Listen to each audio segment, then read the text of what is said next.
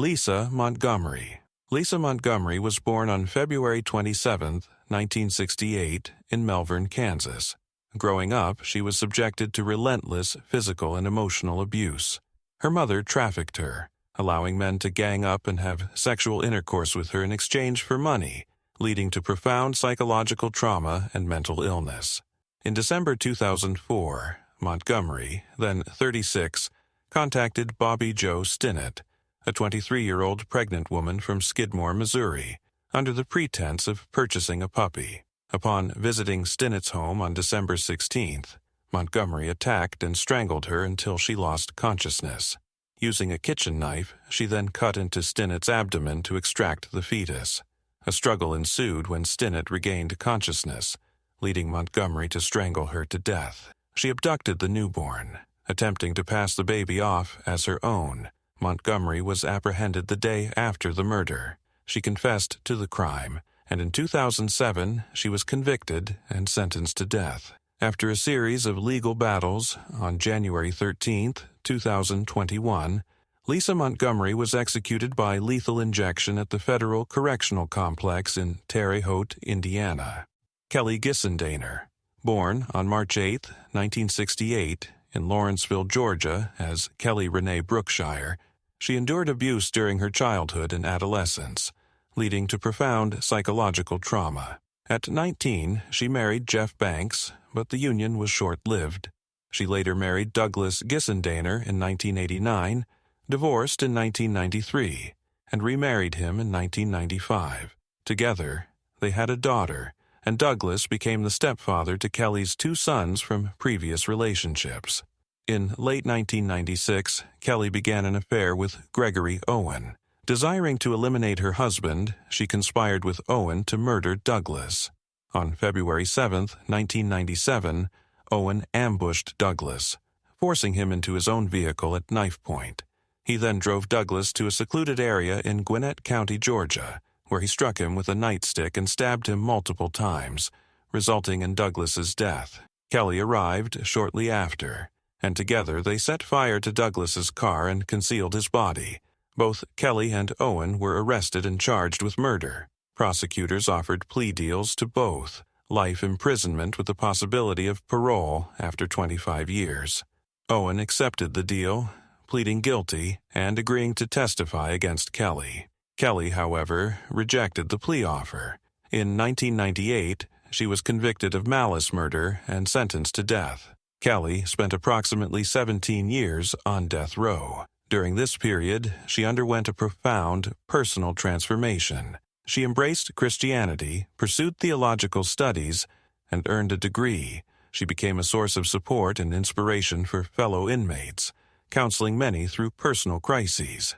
In the days leading up to her execution, there were numerous appeals for clemency. Pope Francis, through his representative, urged the Georgia Board of Pardons and Paroles to commute her sentence to life imprisonment. Despite these efforts, the board denied clemency. On September 30, 2015, Kelly Gissendaner was executed by lethal injection. Lisa Coleman. In the early 2000s, Coleman entered into a relationship with Marcella Williams, and the two women lived together in Arlington, Texas. Marcella had a son, Davonte Marcel Williams, from a previous relationship. On July 26, 2004, emergency services were called to the apartment shared by Coleman and Williams, where they found 9-year-old Davonte unresponsive. He was pronounced dead at the scene. An autopsy revealed that Davonte weighed only 35 pounds at the time of his death, a weight more typical of a toddler than a 9-year-old child. The medical examination uncovered evidence of prolonged malnutrition and physical abuse, including scars, injuries, and signs of restraint. Both Coleman and Williams were arrested and charged with capital murder in connection with Davonte's death. Prosecutors argued that the two women had systematically starved and abused the child, leading to his death. Marcella Williams accepted a plea deal. Lisa Coleman, however, chose to go to trial. In 2006, she was convicted of capital murder and subsequently sentenced to death. Coleman spent approximately 8 years on death row. On September 17, 2014, Lisa Ann Coleman was executed by lethal injection at the Texas State Penitentiary in Huntsville. She was 38 years old at the time of her execution. Suzanne Basso, born on May 15, 1954, in Schenectady, New York, Suzanne Burns was one of 8 children in her family. In the early 1970s, she married James Peake, with whom she had 2 children. The family later relocated to Houston, Texas. In 1997, Suzanne met Louis Charles Buddy Musso, a 59-year-old intellectually disabled man, at a church bazaar in New Jersey. They began a long-distance relationship, and in June 1998, Musso moved to the Houston area to live with Suzanne. Unknowing to Musso, Suzanne's intentions were far from genuine. Shortly after Musso's arrival, Suzanne, along with her son James and accomplices, subjected Musso to severe abuse. They forced him to perform household chores and inflicted physical harm, including beatings and burns. On August 25, 1998, the group escalated their abuse, torturing Musso with belts, baseball bats, and other objects. They then bathed him in a solution of kitchen cleaner and bleach before leaving his body in Galena Park, Texas. A jogger discovered Musso's body, and an autopsy revealed that he died from multiple blunt force injuries. In 1999, Suzanne Basso was convicted of capital murder in Harris County, Texas. Despite the involvement of multiple accomplices, Basso was the only one sentenced to death. After spending over a decade on death row, Suzanne Basso was executed by lethal injection on February 5, 2014. Kimberly McCarthy. McCarthy worked as an occupational therapist and home health aide. She struggled with an addiction which led to various legal issues, including convictions for forgery, prostitution, and theft of services. On July 21, 1997, McCarthy visited her 71-year-old neighbor, Dorothy Booth, under the pretense of borrowing sugar.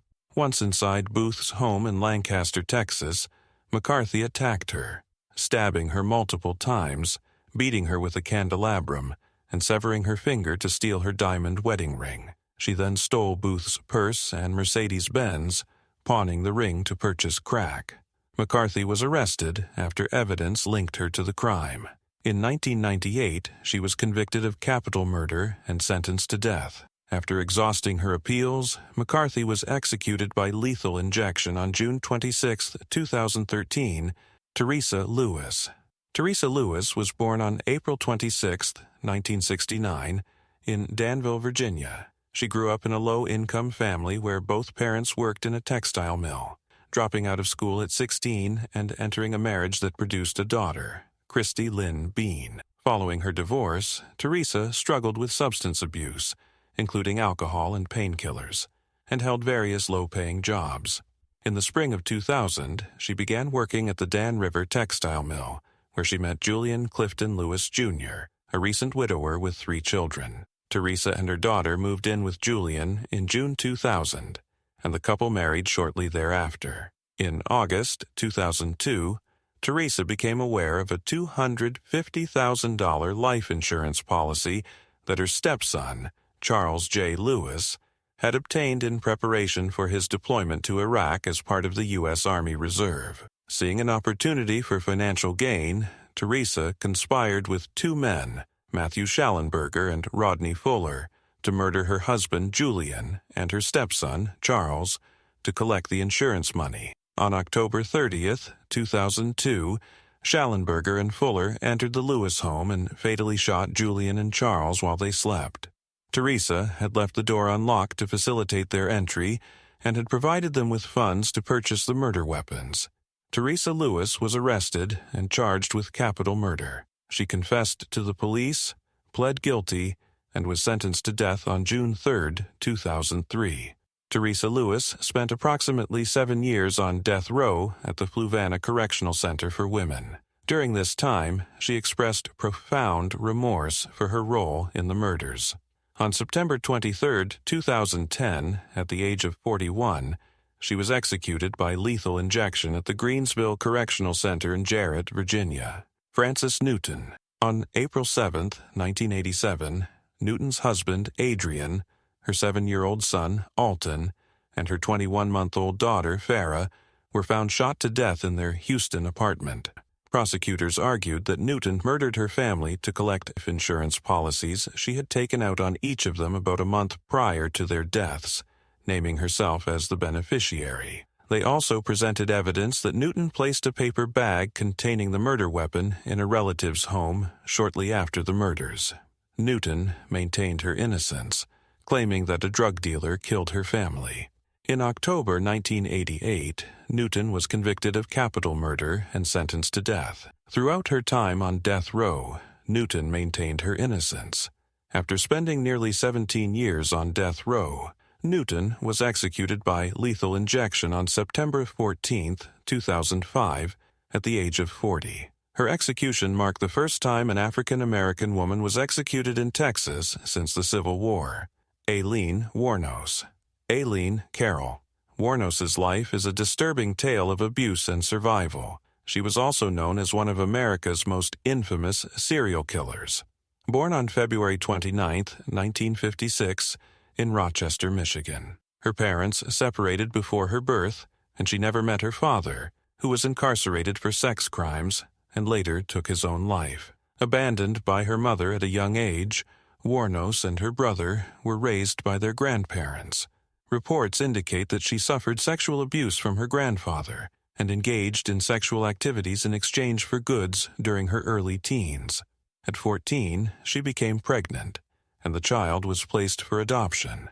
Following her grandmother's death and being expelled from her home, Wuornos turned to prostitution and drifted across various states.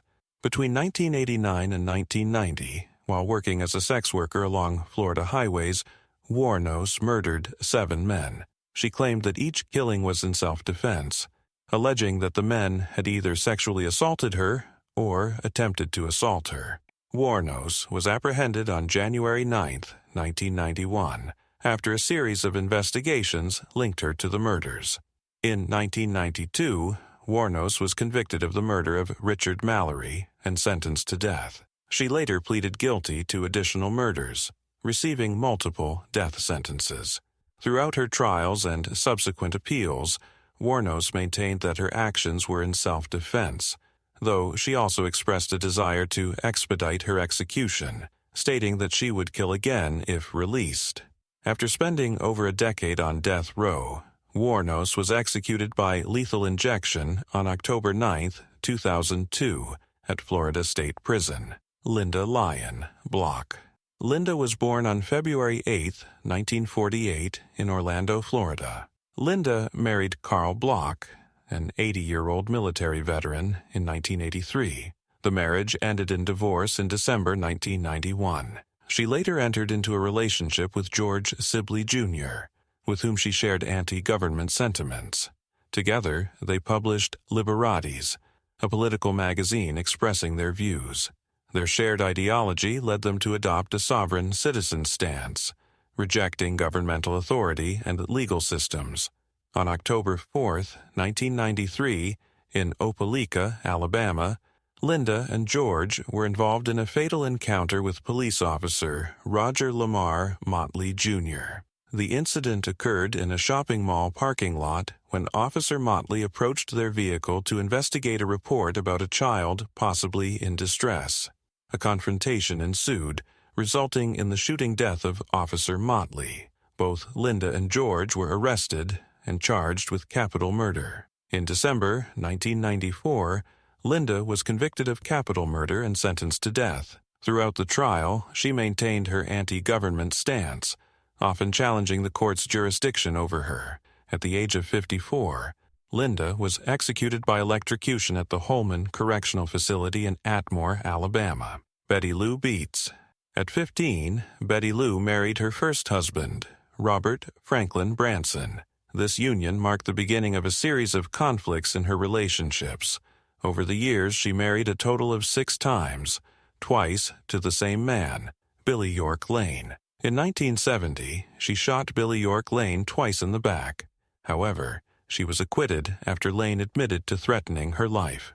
They remarried in 1972, but divorced again shortly thereafter. In 1978, she attempted to run over her third husband, Ronnie C. Threlcold, with her car.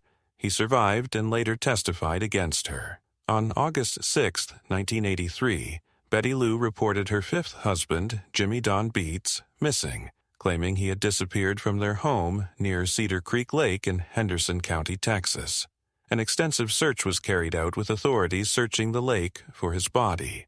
2 years later, acting on a tip, police searched her property and discovered the remains of both Jimmy Don Beats and her fourth husband, Doyle Wayne Barker, buried on her land. Both had died from gunshot wounds. In 1985, Betty Lou was convicted of capital murder for the death of Jimmy Don Beats and sentenced to death. Betty Lou Beats spent approximately 15 years on death row at the Mountain View unit in Texas. On February 24, 2000, at the age of 62, Betty Lou Beats was executed by lethal injection at the Huntsville unit in Texas. Christina Marie Riggs. Born on September 2, 1971, in Lawton, Oklahoma, Christina Marie Riggs faced significant challenges from a young age. At 16, she became pregnant and chose to place the child for adoption. After completing high school, Christina pursued a career in nursing, becoming a licensed practical nurse and working in various healthcare settings, including home health care and a Veterans Administration hospital. In 1991, Christina gave birth to her son, Justin Dalton Thomas. The child's father was not involved in their lives. Before Justin's birth in June 1992, she began a relationship with John Riggs, whom she married in 1993. The couple had a daughter, Shelby Alexis Riggs, in December 1994. In 1995, they relocated to Sherwood, Arkansas, where Christina secured employment at Baptist Hospital. The marriage eventually ended in divorce after Christina alleged that John had struck Justin. On November 4, 1997, Christina Riggs, then 26 years old, committed the unthinkable act of murdering her two children, Justin, age 5, and Shelby, age 2. Struggling with depression and financial difficulties, she planned to end her life and that of her children. As a nurse, she had access to medications and intended to use a combination of drugs to carry out the act. She administered drug mixture to Justin, which caused him significant pain but did not result in death. In an attempt to alleviate his suffering, she gave him morphine, but when that failed, she resorted to smothering him. Witnessing Justin's pain, she chose to smother Shelby without administering any drugs. After placing their bodies on her bed and covering them with a blanket, Christina wrote final notes and attempted to take her own life by ingesting pills and injecting herself. However, she survived and was found unconscious by her mother 19 hours later. In June 1998, she was convicted of 2 counts of capital murder. On May 2, 2000, at the age of 28, Christina Riggs was executed by lethal injection at the Cummins unit in Lincoln County, Arkansas. Judy Buenoano. Judy Buenoano was born on April 4, 1943, in Quanah, Texas. At 14, she was incarcerated for attacking her family members and subsequently chose to attend a reform school. After her graduating in 1960, she became a nursing assistant. In 1961, she gave birth to her son, Michael. In 1962, Judy met and married James Goodyear, a sergeant in the U.S. Air Force.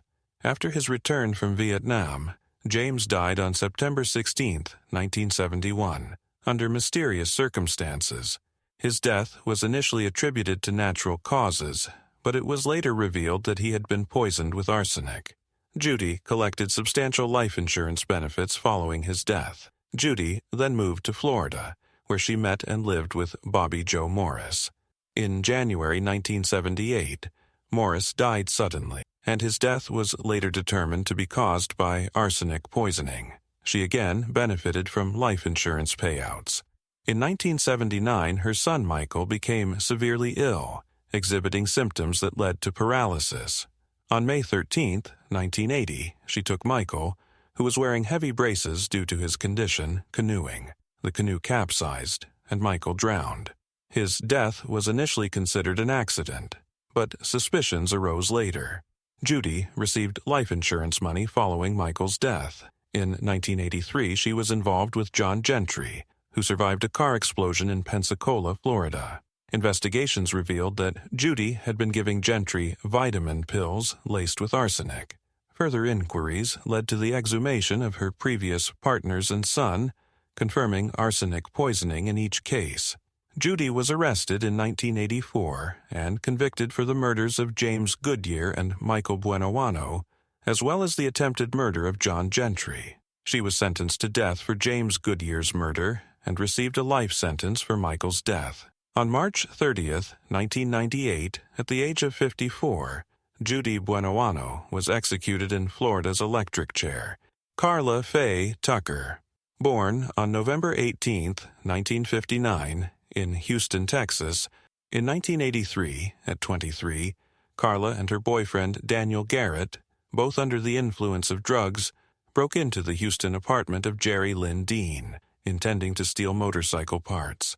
During the burglary, they encountered Dean and Deborah Thornton. During the course of the encounter, under the influence of drugs, KARLA and Garrett brutally murdered both individuals using a pickaxe.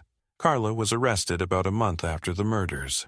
In 1984, she was convicted of capital murder and sentenced to death. While on death row, KARLA experienced a profound religious conversion, embracing Christianity. Despite international pleas for clemency, KARLA FAYE Tucker was executed by lethal injection on February 3, 1998, at the age of 38.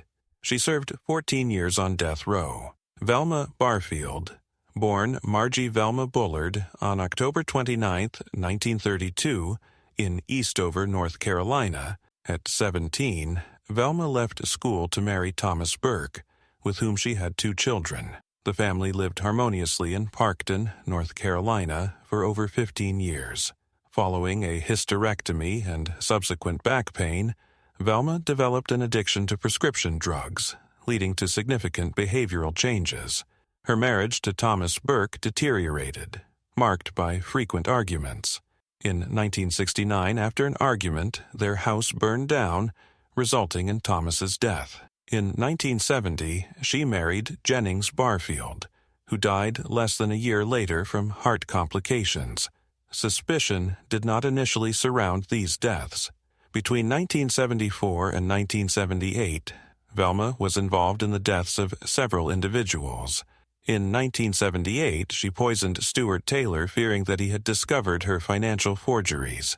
His death led to an autopsy revealing arsenic poisoning, prompting further investigations. She was arrested in 1978 after the autopsy of Stuart revealed arsenic poisoning. She confessed to multiple murders, including those of her mother and patients under her care. In December 1978, she was convicted of first-degree murder for Stuart death and sentenced to death. Velma Barfield was executed by lethal injection on November 2, 1984. Elizabeth Duncan. Elizabeth shared an unusually close and possessive relationship with her son, Frank Duncan, a successful attorney. Her attachment to him was so profound that it strained his personal relationships, as she often interfered in his affairs, fearing abandonment. In 1958, Frank met Olga Kupchik, a 30-year-old nurse, during Elizabeth's hospitalization. The two quickly fell in love and married on June 20, 1958. Olga soon became pregnant. Elizabeth loudly opposed the union, perceiving Olga as a threat to her relationship with Frank, her son.